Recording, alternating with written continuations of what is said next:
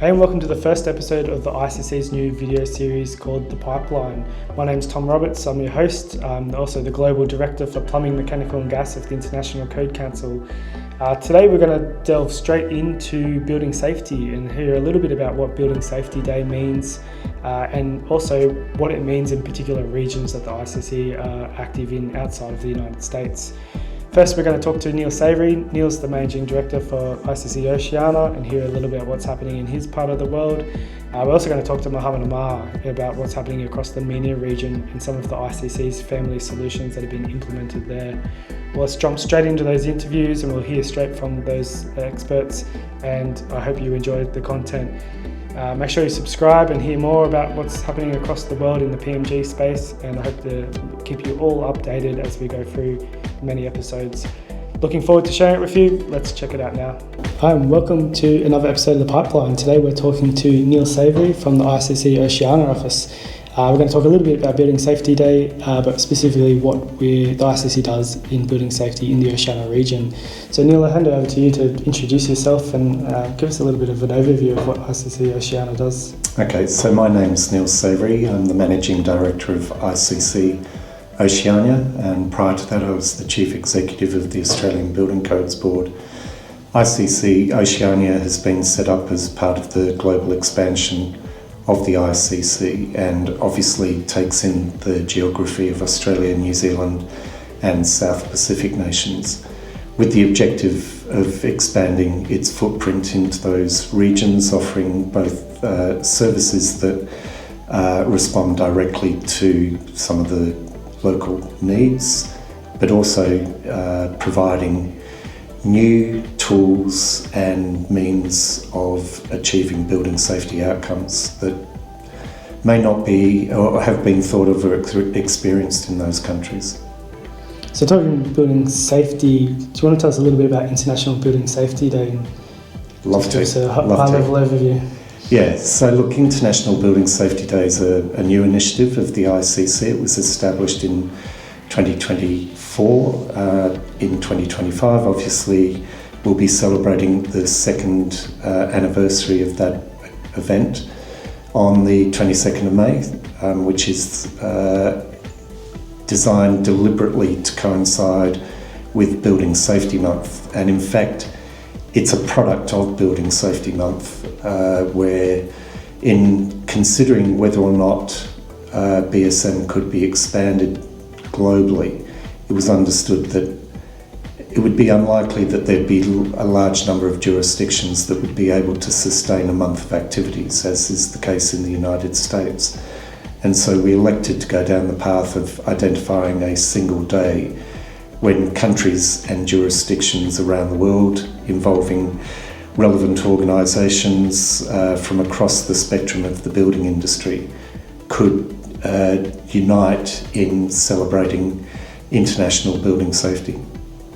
So when we talk building safety, it is such a wide scope. It is. Can you tell me a little bit about some of the building safety initiatives that we're focused on over here in Oceania? Yeah, and look, I think it is important to understand that when we talk about building safety, whether it's in the context of month, of the International Day, or just across the entire spectrum of the year, that it's not just about saving people's lives, preventing injuries. It's also about ensuring that communities are resilient in the face of natural disasters. It's about ensuring that we can produce sustainable communities, responding to issues of climate change through things like energy efficient buildings. So it really does encompass everything that we think about when we talk about building codes, building regulations. What is it that we're attempting to do to improve the lives of people and the way in which they interact with buildings in their daily lives?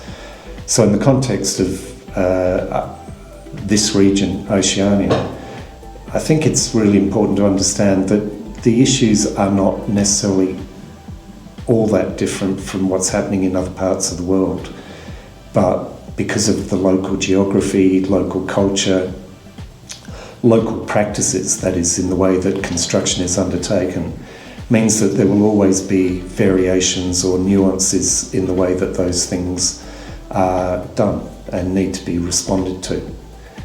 So just to use examples, again, I've already talked about energy efficiency, but structural integrity, fire safety, accessibility to buildings, weatherproofing, waterproofing, plumbing, and drainage. They're all there. They're in the mix.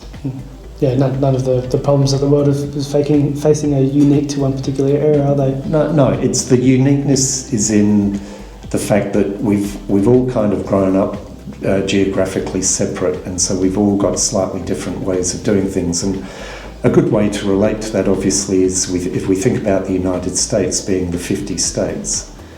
They've all grown up doing things slightly differently, and you're kind of retrofitting a model code to try and get some unified, consistent way of doing it. In our region, what's interesting is, of course, you've got Australia with the 6 states and territories, 8 states and territories. Yeah. Apologies. And you've got New Zealand, which is central government. And so Australia's got very similar experiences to the United States, where the states and territories have all kind of developed things historically slightly differently, whereas New Zealand, there's a lot more consistency because it's all been done through a central government agency. Yeah, much to the ease, I guess, in some aspects. I think having that consistency across one whole jurisdiction does present some benefits as opposed to that state variance that we do experience here in Australia. Yeah. Delving into some specific areas, so some of the areas that you're taking a leadership role across the industry includes off-site construction and a universal data protocol. Can you tell me a little bit about those two different subjects and what the ICC is doing in that space? I think in the instance of the off-site construction, what's really important is to understand it's very much in the context of housing policy in Australia, looking to reduce the cost of housing as part of the cost of living crisis that's been recognised in this country, and of course again is common to other parts of the world. And off-site construction, although it's been around for many years, is seen in an industrialised sort of context, as it now is, as providing opportunities and potential solutions to speed up the delivery of housing, reduce the cost of housing, improve the environmental performance of housing, because they are all features or characteristics of off-site construction. Now, what ICC has to bring to the table are the ICC MBI standards that have been developed over the last few years, plus ICCES's own experience in being on-site, accrediting and certifying the processes and practices of manufacturing at the point of the production of whether it's a volumetric structure, a two-dimensional product that is then transported to site. So putting all of that on the table enables us to point to international best practice and experience that can potentially be used here. In the context of the Universal Data Protocol, it's quite a complex exercise. It's still very much in its proof of concept stages, but it's a collaborative exercise with Standards Australia, which is looking to find a trusted, verifiable source of information about carbon in particular, but it can be utilised for other purposes, that will enable established platforms where data is being generated to use a consistent protocol to ensure that that data becomes interoperable between multiple platforms. So if you're then the user of the system, let's say you're producing an environmental product declaration for a manufacturer, where do I go to find the data? And that data can be potentially imported to the protocol or exported out of the protocol, depending on who you are and how you want to use that system. And as I say, that will then become a source of truth, if you like. And the other thing is it'll improve the traceability of that information. So the UDP is an extension of the United Nations Transparency Protocol. Yeah. So to kind of simplify that, would I be correct in saying it's to enable a comparison between apples and apples? You're using the same data to compare different... Well, the only difference would be that it's not necessarily always the same data. There's multiple data sets, but because the protocol creates a consistency in the way that data is created or used, that's where you get the ability to compare it apples with apples. Whereas at the moment, the problem is that you might be using a data set produced in a platform in one location, someone's producing data in a platform in another location. Those two sets of data do not necessarily align, but in the absence of something that unifies it and makes that data interoperable, you are not comparing apples with apples, but people are producing things on the basis of those two different data sets. Yeah, interesting. So delving right into the framework of how it all operates and making sure that it all works well together. Correct, yeah. It's about bringing it together in a way that enables everyone to have confidence in the data. Yeah, interesting. And access to the data, obviously. Challenging, I'm sure. Yeah, very challenging. You mentioned a collaboration of Stands Australia. Is there any other organisations locally here that the ICC is collaborating with? Yeah, and look, I think just as a preamble to talking about what those collaborations might be, one of the things that we've done in Oceania is deliberately go out to find like-minded organisations or organisations that are looking to find ways of doing things differently, where through collaboration we might be able to find a solution that we can provide to them, or through the collective experiences and knowledge of those enterprises, we collectively find a better way of doing things. So to give a couple of examples, the National Building Products Coalition, it's a relatively new association of like-minded organisations who are wanting, in the context of Australia, to find a more rigorous and robust way of demonstrating that products are fit for purpose. And whilst they're advocating for a national product assurance framework, in the meantime, they're in the process of developing things like traceability guides or building product information guides that can help industry lift its game.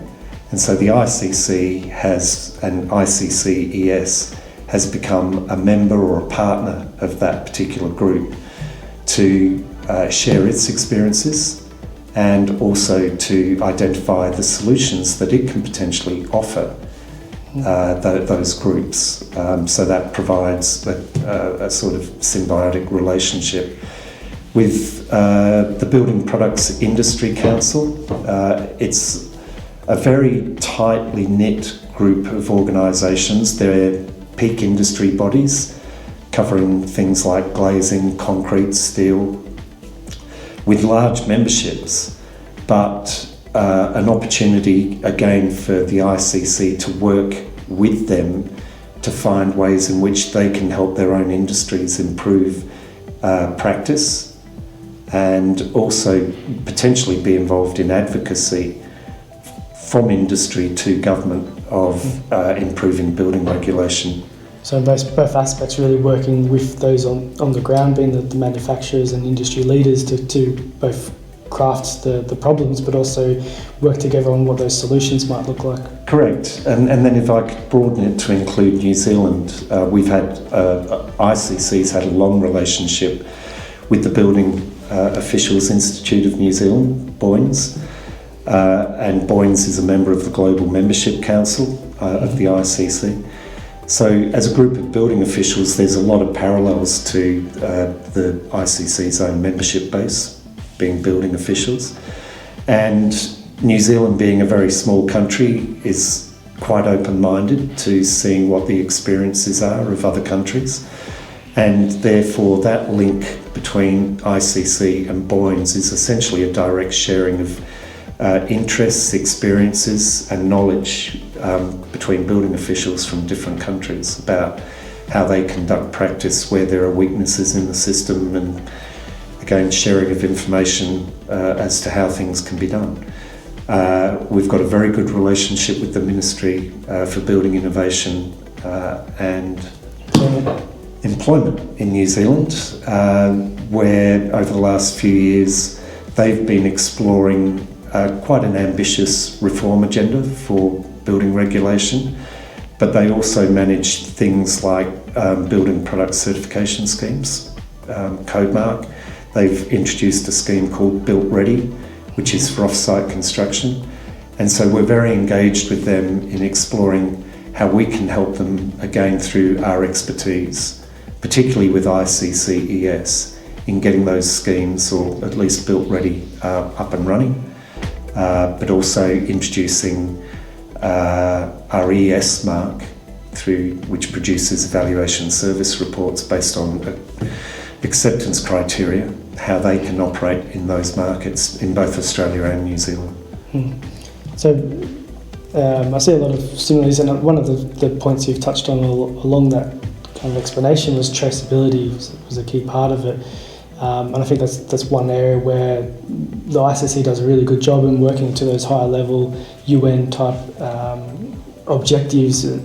From a PMG perspective, its sustainability goals are a big focus of ours in progressing some of those areas. Is it the same for the ICC from a global perspective in working in forums like COP and others to get those kind of higher level objectives and then filter them down to the different regions? Yeah, but I'd go one step further. It is absolutely the case that identifying, using principles and applying them elsewhere is a key part of the exercise, but I would go so far as to say it's the thought leadership that the ICC brings to those international forums.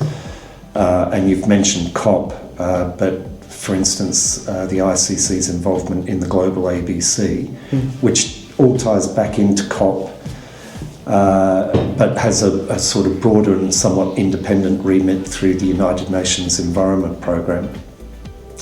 There's work being done on capacity building toolkits for emerging economies in particular, where again the experiences of the ICC in developing model codes that can be adapted and modified in a way that you can't apply a first world experience of a code that's had generations of development and on-ground experience of implementation to an emerging economy that's maybe had no experience of building codes, doesn't have an established administrative framework, doesn't necessarily have practitioners with experience in implementing codes and standards. So building that capacity, but providing the toolkit through having a rudimentary or adapted set of codes based on the experiences of the I codes. So yeah, I think it works both ways. It's again learning from the experiences of others, collaborating with others through those international forums. And another example, for instance, is the International Building Quality Centre, which was established in Australia, but the ICC through myself and prior to me, Dominic Sims, as CEO obviously of the ICC, being board directors. The ICC supports it through secretariat assistance, hosting the website. But the IBQC now has produced a series of good practice guidelines for international consumption based on what they have observed as being world best practice or good practice. Yeah, so it's not just about creating solutions that work for a certain type of scenario or an economy where the regulatory systems are somewhat similar and established. It's working out, okay, well, what is best practice out of that and how can that be adapted for use in other emerging economies? Yes, and what you are doing, and to your point about COP, is identifying key principles, because you can apply the principles at a number of different levels. Yeah, so it's interesting. So it's building solutions that can be tailored to the different needs of different regions. Yeah, it's really interesting. We're also going to talk to Amer as well and learn a little bit about what the ICC is doing in the Middle East. So it's really good to have the comparison between what's the focus areas of Oceania as well as what's happening across the MENA region as well. So we'll and that's probably and whether this is obviously beyond time, but it does prompt me to say that one of the very distinct differences between Oceania and MENA is that the I codes are in play in some shape or form in parts of the Middle East because of their adaptation for Dubai or Saudi Arabia or under development for Oman. Whereas the I codes in terms of being used as instruments are not in play in Oceania because Australia and New Zealand have their own codes, well-established codes, they're performance-based codes. But it's not to say that the content of the I codes can't be used as innovative or what we call performance solutions. Yeah, that's right. So where there's something, an element of the I codes that could provide a solution over here, it's still able to be utilised through the existing codes in effect in both Australia and New Zealand. Through a performance pathway. Yeah. Yeah, so it's not to say that whilst the codes wouldn't be picked up to replace the building code of Australia, for example, but it may be content in there that might provide a solution which the BCA actually doesn't cover. So it still provides that regulatory pathway forward. That's right, and that's an education exercise and a confidence building exercise for the markets here to think outside the box that, oh yes, we can use content from international codes. Yeah. I think that's really important too, because then it opens up a few pathways, like actually utilising modern and innovative products that might be available. And whilst the deemed to satisfy pathway in Australia and New Zealand might not yet cater for that, there may be international standards or documents like the I codes that could enable that innovation to occur. Yeah. All right. Well, I think we've got time. So thanks, Neil. There's a lot of information to cover. We'll go to Amer next and hear from him and what's the ICC is doing in the Middle East. But really appreciate your time and happy International Building Safety Day. Yes, exactly. Hi, Tom Roberts here, Global Director of Plumbing, Mechanical and Gas of the International Code Council. We're here today with Amer. We're going to delve into his role with the International Code Council and what we do in the MENA region while we're here in Saudi Arabia. Thank you very much, Tom. Mohamed Amer, Regional Director of Operations with ICC MENA, based out of Dubai. I have been with ICC for 4.5 years now, and I come from an engineering background. Been in the what we call the tech industry, the testing, inspection, and certification for quite a while, and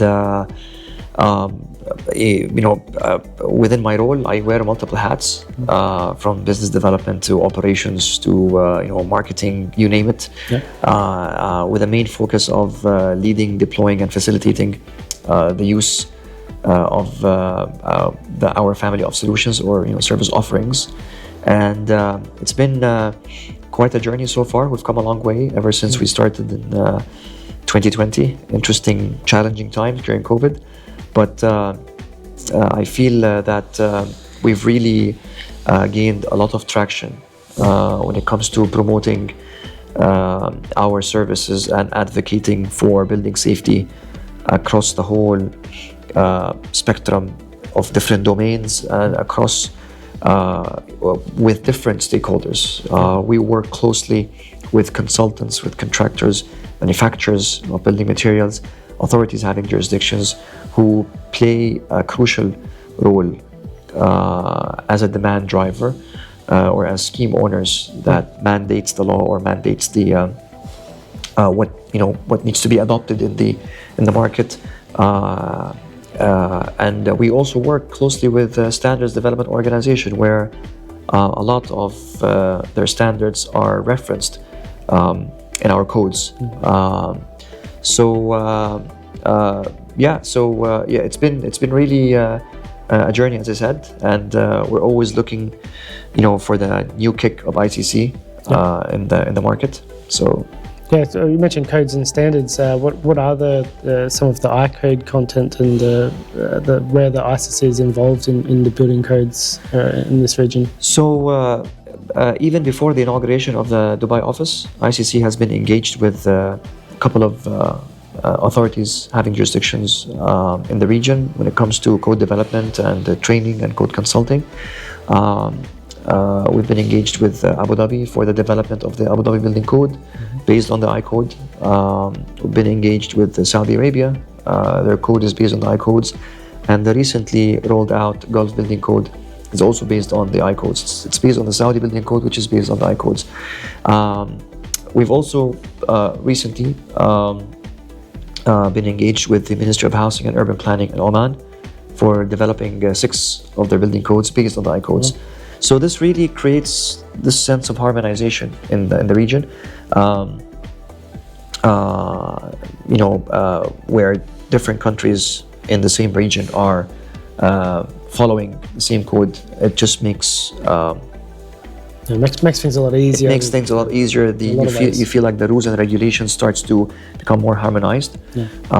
The market access or the communication among these countries becomes more facilitated. So that's on the codes and standards. Yeah. What about the certification side of things? You mentioned that before. Well, talking about the product evaluation, we've really come a long way with the product evaluation. ICCES, one of the key pillars, subsidiaries of the International Code Council, getting our ESRs, the evaluation service reports, recognized by the authorities and accepted as proof of compliance or a compliance pathway for innovative building systems being introduced in the market. We have established MOUs that recognizes the ESRs with Dubai Municipality, with the Saudi Building Code National Committee, and even where the authorities that we don't have a direct connection, our ESRs through our manufacturers are being accepted in different countries. So our manufacturers are acting as our ambassadors when it comes to promoting the ESRs. And this is quite crucial given the growing demand of the use of innovative and new sustainable building systems, where it's more on a performance-based design. So you need this kind of document that gives the peace of mind to the authorities, that shows compliance to the overall intent of the code, and the safe use and adoption of these innovative building systems. Yeah, that's key important issue, isn't it? Yeah. I've got a cough, so I may as well edit that out. Okay. So it's really interesting to hear about those key two. So it's really interesting to hear those 2 key areas that you're working from ICC Family Solutions in the region. Is there anything else that's been worked on? Well, a big part of what we do involves investing in relationships, working closely with our business partners to capitalize on existing opportunities and opening prospects for new ones through trade shows, through conferences, reciprocating one another's efforts in what we do and what they do. And this really opens a lot of communication channels and opportunities for us. Besides the code development, the evaluation, we are investing time and effort in getting our code trainings as well rolled out, partnering with authorities on that. We also support the accreditation services, one of our subsidiaries, and it's really like a holistic, integrated set of solutions, depending on who we are working with, whether a consultant who is looking for a training or looking for using our resources for their designs, whether we're working with a manufacturer who is looking for our ESRs, or authorities who are interested in research work that we can utilize also our resources to help them with that. So it really depends on the stakeholder, and we're glad to be playing this role of the common point between all these different partners in the market. Yeah, that's fantastic to hear. Yes. It is kind of tailored solution depending on what the needs of each The local for local stakeholders. solutions, absolutely. Customizing our service offerings to suit the needs in the market. It's always this kind of balance where what we offer sometimes is probably different from what are the expectations or what is the, what are the users used to. So it's how you're balancing, the needs in the market with the service offerings, or the expectations in the market with the service offerings, to give this, to hit the right spot when it comes to what we're offering. I always use the term, we're not offering only something different, or we don't need to offer always something different. We need to offer something relevant to the stakeholders. Yeah, that's a very important point. Yeah. So it's really interesting to kind of hear what's happening over here. We're going to also talk to Neil Savery, Managing Director of Oceania, and get his views on that and what's happening in his particular region, because I don't think many of ICC stakeholders outside of these particular areas really understand the wide reach that the ICC has across different regions. Yep. So really interesting and really interesting to hear your views and what's happening over here. Sure, and I the beauty about this, with me and Neil, is that we're working probably with different mechanisms, but we're working towards a common goal, advocating for safe, resilient, sustainable structures, and looking at our family of solutions as tools that or enablers that allow us to advance this message in the market, in different markets. Yeah, it's an important message as well. Yes. Well, thanks again for your time. Pleasure. It's been great to have a chat to you. Pleasure. Thank you so much. Thanks for sharing a bit about what's happening in this region with the world. Thank you. Appreciate it. Thank you so much. Pleasure. Thank you.